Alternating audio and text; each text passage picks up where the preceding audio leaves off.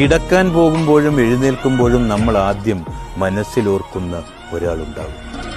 ഒന്നുകിൽ അയാൾ നമ്മുടെ സന്തോഷത്തിന്റെ കാവൽക്കാരനായിരിക്കും, അല്ലെങ്കിൽ അയാൾ നമ്മുടെ സങ്കടത്തിന്റെ കാരണക്കാരനായിരിക്കും. മൗനത്തിന് മനോഹരമായ മറ്റൊരു വശമുണ്ട്. തമ്മിൽ മിണ്ടിയില്ലെങ്കിലും പോകുന്ന വഴി മുതൽ ഒരാളിലെ നിഴലനക്കം പോലും അതിസൂക്ഷ്മമായി നിരീക്ഷിക്കുന്ന, മുറിയാത്ത സ്നേഹത്തിന്റെ കാമ്പും കരുത്തുമുള്ള അതിമനോഹരമായ ഒരു വശം. ചില സമയത്ത് നാം ആഗ്രഹിക്കുന്ന ഏകാന്തതയ്ക്ക് നമ്മുടെ ജീവനെ നിലനിർത്താനുള്ള കഴിവുണ്ട്.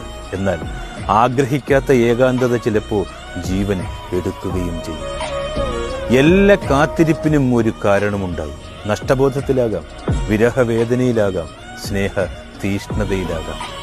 കാരണങ്ങൾ സന്തോഷത്തിലും ദുഃഖത്തിലുമൊക്കെയാകാം. ആഗ്രഹിക്കുകയും കാത്തിരിക്കുകയും ചെയ്യുന്ന നിമിഷങ്ങളാണെന്ന് ജീവിതത്തിലെ